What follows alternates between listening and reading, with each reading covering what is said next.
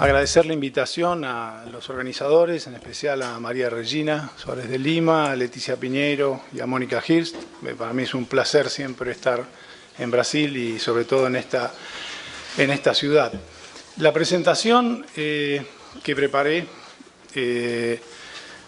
parte de lo que es la introducción del texto que introduce el seminario. El texto que introduce el seminario coloca una pregunta que es la de los alcances y límites de las nuevas coaliciones de países emergentes en foros globales, y pone esta pregunta en un contexto de la pérdida de relevancia de la coalición tercermundista por una parte y erosión de los regímenes multilaterales por la otra. Yo traté de ocuparme de los vínculos entre los regímenes de cambio climático y comercio, que fue lo que me fue pedido dentro del marco general de esta pregunta y de estos dos limitantes de contexto. Entonces, la presentación está organizada de la siguiente manera. Primero, algunos comentarios bastante más macro que los de la presentación anterior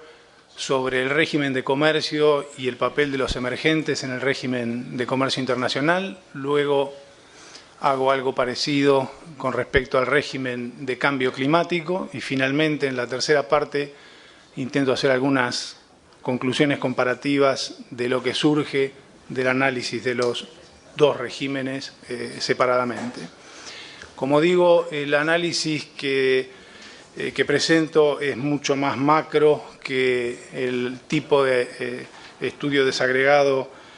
sobre estrategias de negociación que acaba de ser presentado, y en ese sentido puede resultar complementario y no, digamos, alternativo.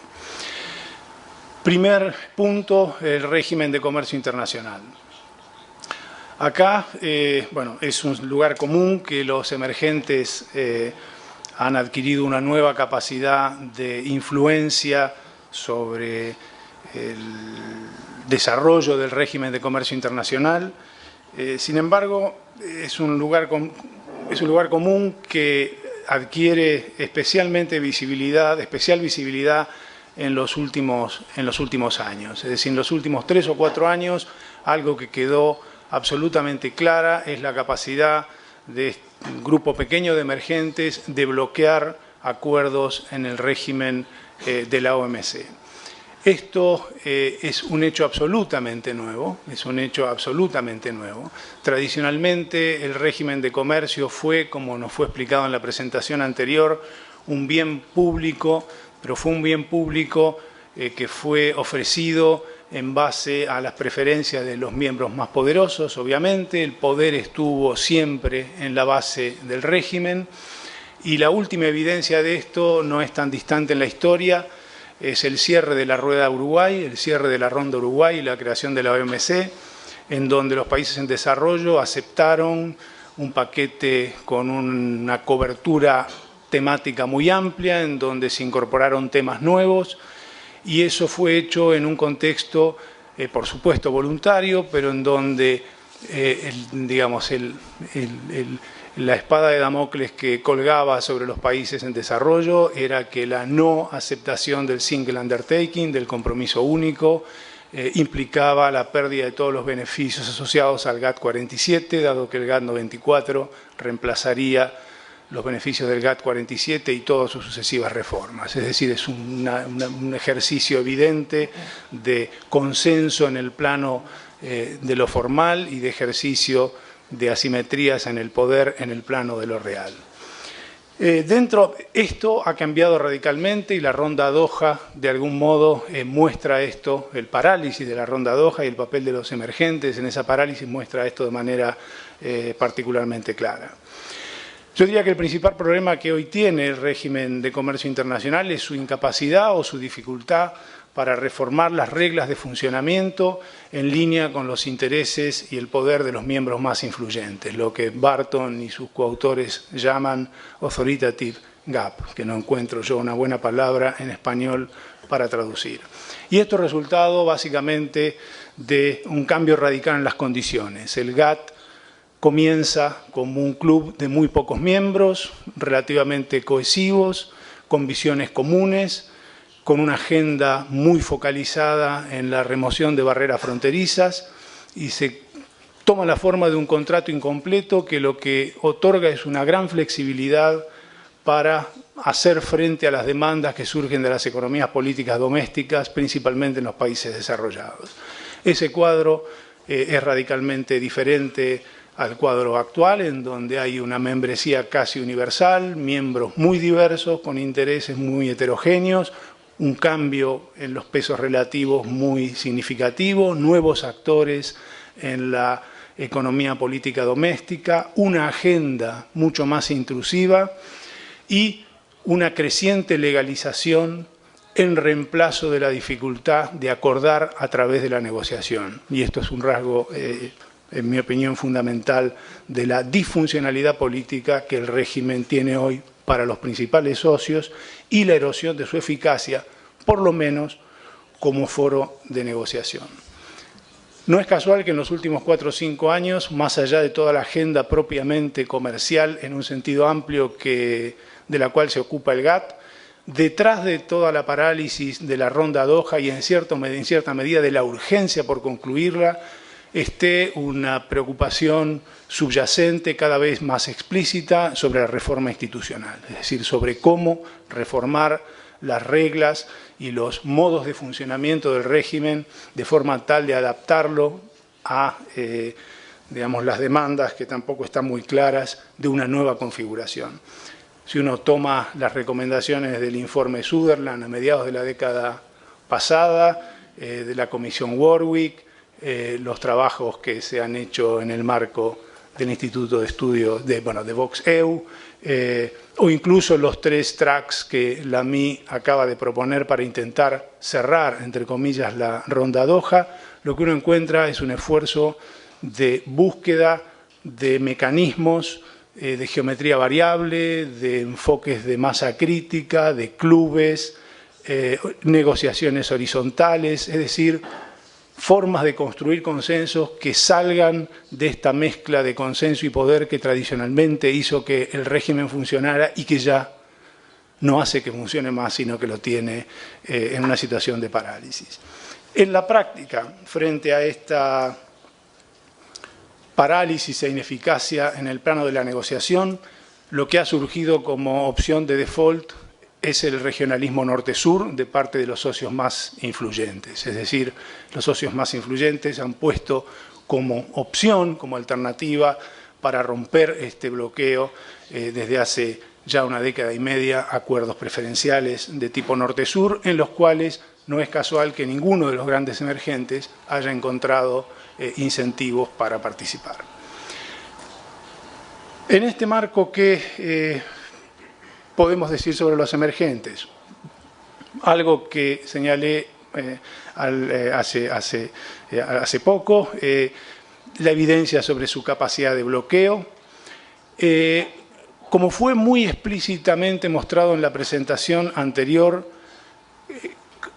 convergencias y divergencias en la agenda micro. La presentación anterior nos mostró claramente diferencias entre 2 actores importantes, India y Brasil, en un aspecto particular que es agricultura, pero ese análisis se podría reproducir en otros tópicos prácticamente de la misma manera. Estoy pensando, por ejemplo, en la consolidación de los aranceles aplicados en productos industriales, en NAMA, en donde también las asimetrías de intereses entre, por ejemplo, China y Brasil son sumamente importantes, dado que China básicamente aplica lo que tiene consolidado, Brasil aplica entre la mitad y 1/3 de lo que tiene consolidado. Claramente esas son diferencias de agenda que deben procesarse y digerirse a través de la provisión de bienes de tipo club, como se señalaba la versión anterior. Ahora, mi argumento es que en el campo del comercio, del régimen comercial, los emergentes tienen un fuerte interés común y han desarrollado un fuerte interés común en el mantenimiento de las reglas y en la conservación del régimen. Es decir, hay un fuerte interés conservador, si se quiere, en la sobrevivencia del régimen, que da una base superestructural, si se quiere, la cohesión del grupo. Como decía antes, el regionalismo norte-sur como opción no ha sido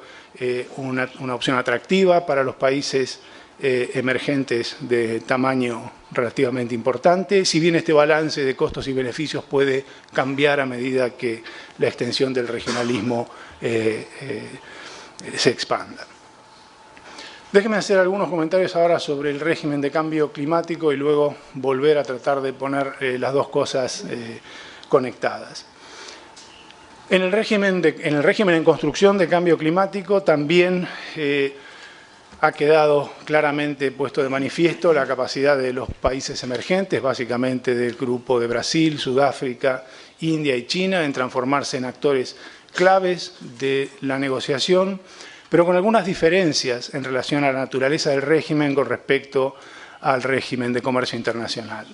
El régimen de cambio climático también apunta a proveer un bien público para responder a lo que Stern llamó la falla de mercado más grande de la historia, probablemente, con una diferencia que es que su construcción ha tenido desde el origen una lógica bastante más igualitaria que la lógica de construcción del régimen de comercio internacional. Y esto es un problema. Esto es un problema desde el punto de vista de la gestión y de la construcción del régimen. Yo diría que el régimen de cambio climático, en la forma en que se ha desarrollado desde el 92 para aquí, por lo menos hasta Copenhague, comienza por el punto al que llegó el régimen comercial después de 5 décadas de evolución, como un arreglo cuasi universal, de amplia cobertura, tipo top-down, que es la OMC de hoy después de 50 años de desarrollo partiendo de un acuerdo muy enfocado con un grupo de países cohesivo, con intereses relativamente comunes, a una institución con una cobertura amplia, con una membresía diversa y con una agenda intrusiva,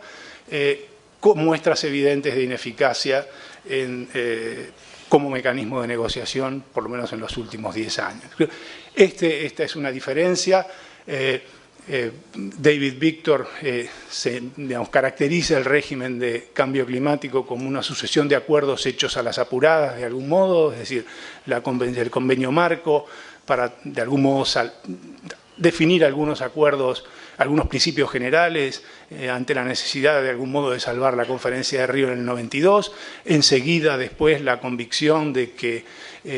la convención per se no resolvía el problema, la negociación del protocolo de Kioto, el 97, varios años para conseguir la adhesión de los miembros necesarios para que el protocolo tuviera vigencia. En el 2005 el protocolo se pone en vigencia, 2 años después, de nuevo, 2007, se reconoce públicamente que el protocolo no es un instrumento adecuado y que se debe abrir una negociación para reemplazarlo a partir del año 2012, y eso es lo que pasa en 2007 cuando se negocia y se acuerda la agenda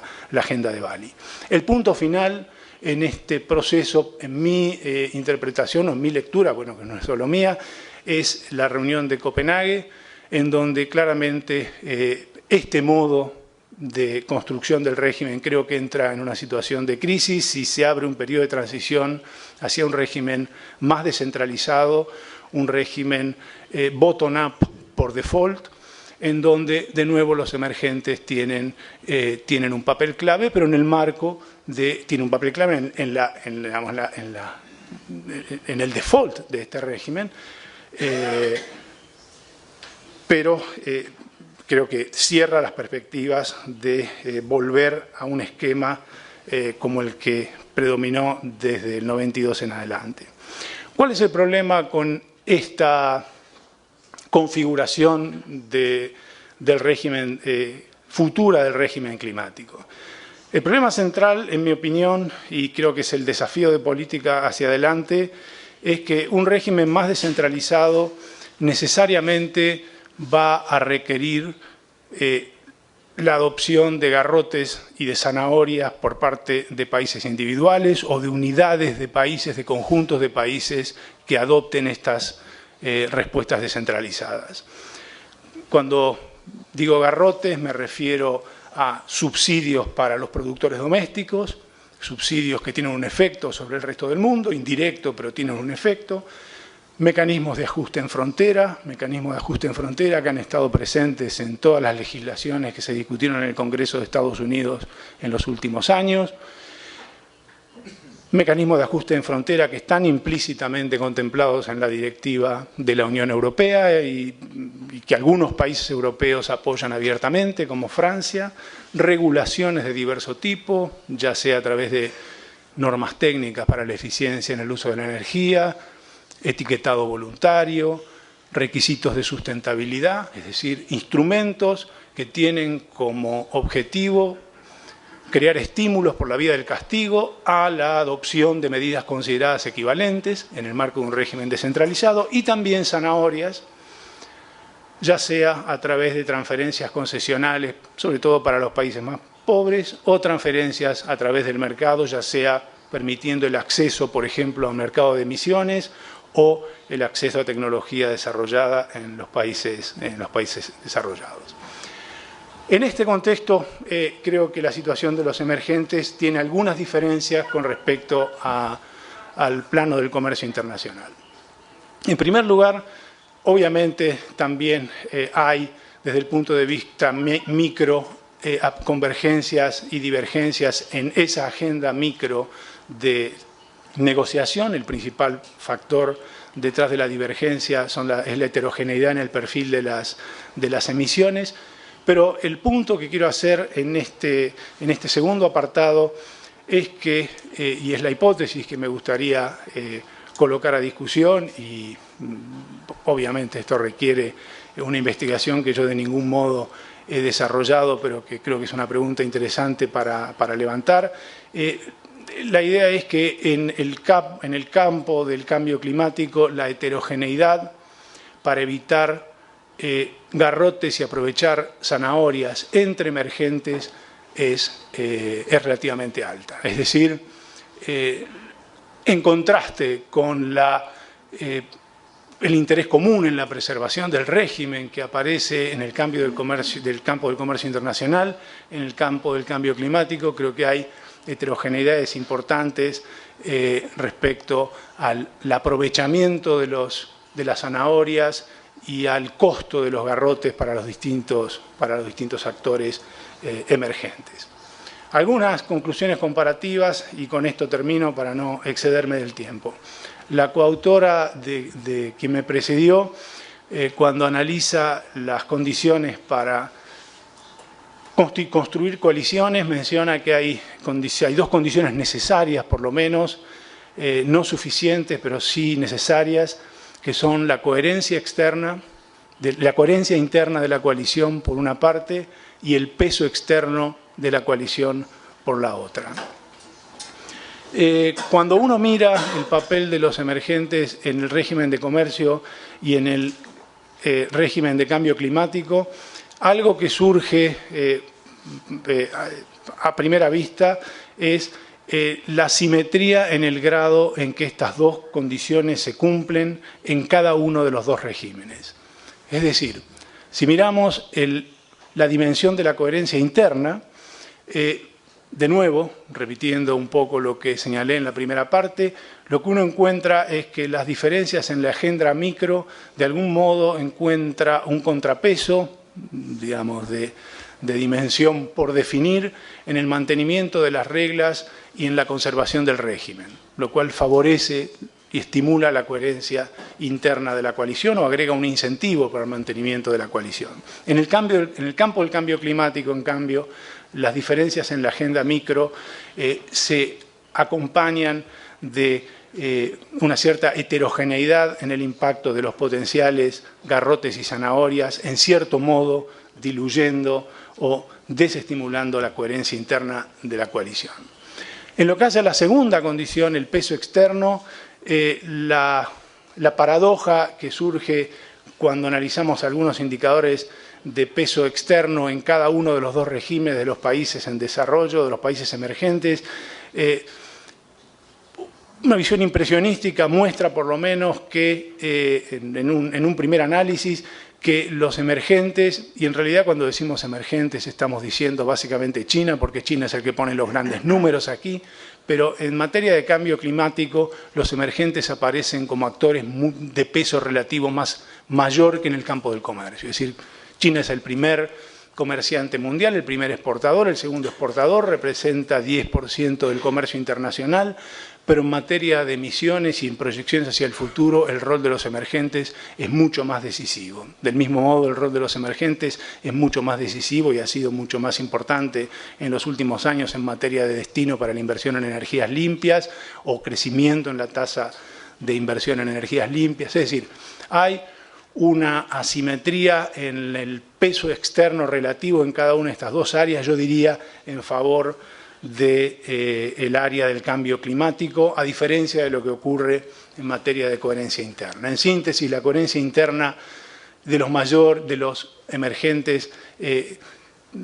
digamos, es mayor en el régimen en el que los emergentes tienen menos peso externo. Un aspecto interesante para discutir o para pensar es que, no obstante, estos dos regímenes no son independientes. Estos dos regímenes no son independientes en la medida en que muchos de los garrotes y zanahorias que están asociados al régimen de cambio climático están regulados parcial, imperfectamente o, en algunos casos, con algún grado mayor de precisión en el régimen de comercio internacional, lo cual eventualmente abre la posibilidad para trade-offs en términos de flexibilidad en un régimen y otro con efectos de preservación. Bueno, creo que lo dejaría acá y muchas gracias.